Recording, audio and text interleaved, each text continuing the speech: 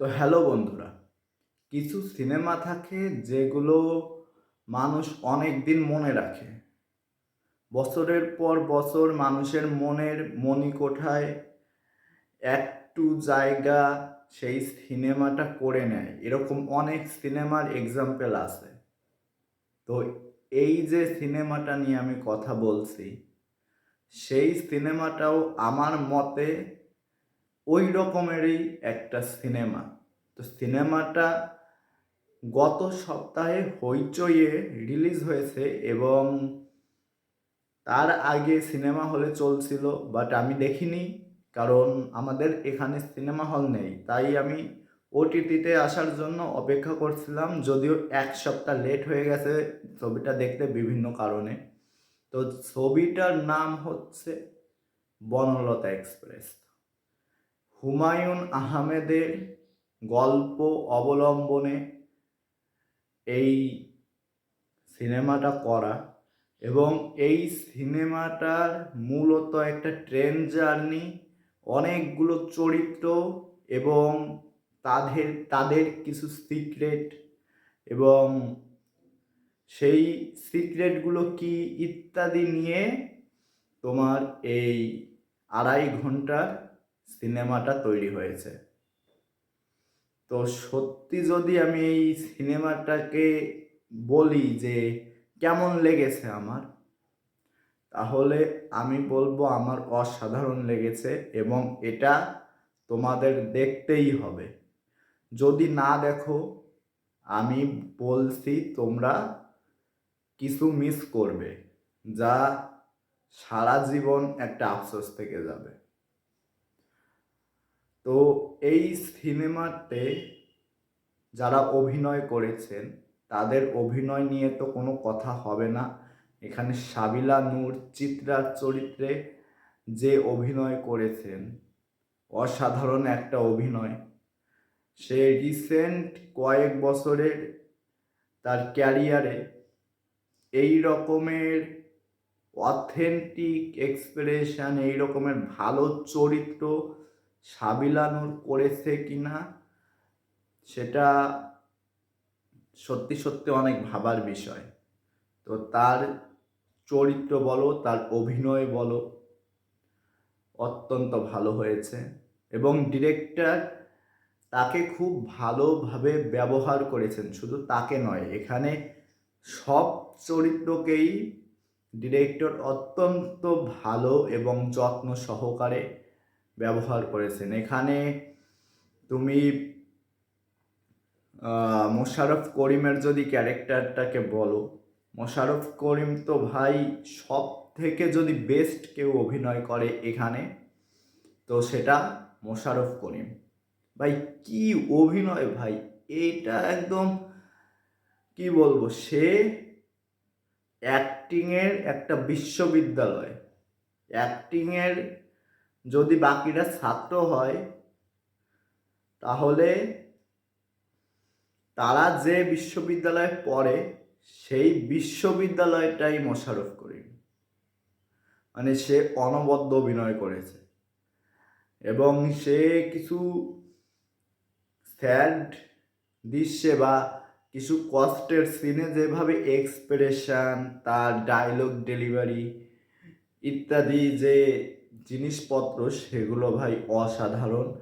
তুমি দেখবে যে প্রায় শেষের দিকে দুটো সিন শ্যামল মহলার সঙ্গে, একটা যখন শ্যামল মহলা ট্রেনের ভেতরে একটা যে সিনটা তোমরা দেখলেই বুঝতে পারবে, সেখানের যে ইমোশনাল সিন শ্যামল মহলার সঙ্গে, ভাই অসাধারণ একটা সিন, এবং ওই সিনটা সত্যি সত্যি মনে লাগে। এক কথায় মনে লাগে, তুমি ফিল করতে পারো ব্যাপারটা। এখানে শ্যামল মহলার যদি আমি কথা বলি, শ্যামল মহলাও অসাধারণ। সে যথেষ্ট ভালো অভিনয় করেছে। তাছাড়া যেসব ছাত্র চরিত্রে যারা অভিনয় করেছে, যে রুবি নামের ক্যারেক্টারটা যে করেছে, বা রুবিকে যে পছন্দ করে সেই ক্যারেক্টারটা, বা সেই তার বন্ধু, তো যারা অভিনয় করেছেন ওই ছাত্র চরিত্রে যারাই ছিল তারাও যথেষ্ট ভালো অভিনয় করেছেন এবং প্রশংসার দাবিদার তারা। এবং অন্যান্য চরিত্র যেমন শরীফুল রাজ বা অন্যান্য মোমো, তো ওরাও যথেষ্ট ভালো অভিনয় করেছেন। এবং শরীফুল রাজকে কি বলবো, সে এক্সপেকটেশন যেটা ছিল ছবি দেখার আগে, শুরু করার আগে আমার, সেই এক্সপেকটেশন ছাড়িয়ে গেছে। তো ফুল ফিল হয়ে এক্সপেকটেশন সেটা ছাড়িয়ে একদম ব্লাস্ট করে দিয়েছে। সে এতটা সুন্দর অভিনয় এখানে করেছেন। তাছাড়া তার মার চরিত্রে যে অভিনয় করেছেন সেও অত্যন্ত ভালো অভিনয় করেছেন। এবং গল্পটা না ইটসেলফ এতটা সুন্দর যে তোমার এটা দেখে কখনো বোরিং লাগবে না বা বোর লাগবে না। তুমি প্রথম থেকে একদম শেষ পর্যন্ত একদম হুকড হয়ে থাকবে। আর এখানে চঞ্চল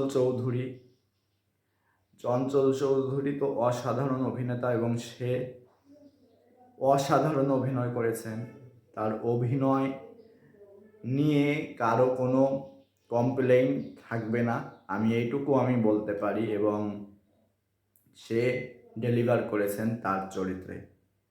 এবং তার ওয়াইফের চরিত্রে যে বাঁধন, সম্ভবত খুব ভুল না করলে, সেও যথেষ্ট ভালো অভিনয় করেছেন। এবং সেখানে যারা যারা ছিলেন তারা সবাই যথেষ্ট ভালো অভিনয় করেছেন। এখন পুরো সিনেমাটাই আমার যথেষ্ট ভালো লেগেছে। অভিনয় বা এক্সিকিউশন, প্রত্যেকটা সিন এতটাই কানেক্টিং যে তুমি কোথাও বোর হচ্ছ না, তুমি কানেক্ট করতে পারছো এবং তুমি জার্নি করছো তাদের সঙ্গে। তোমার মনে হবে যে এই 2.5 ঘন্টার জার্নিটা আমি তাদের সঙ্গে করেছি। তো এরকম একটা ফিল আসবে, তো যেটা আমার এসেছে। তো এখন খারাপ দিক কি? খারাপ দিক অবশ্যই আছে। প্রথম খারাপ দিক গানটা, ওই যে ট্যাগোর ফিউশন নাকি একটা, ওই জায়গাটায় যে গানটা ঠেকাই মাথা, ওই যে জোকারগিরিটা আমার পছন্দ হয়নি। অনেকের ভালো লাগতে পারে ওই গানটা বা ওই জায়গাটা, আমার পছন্দ হয়নি। তো ওই জায়গাটা আমার একটু বোরিং না ঠিক, বাট একটু ইরিটেটিং লেগেছে।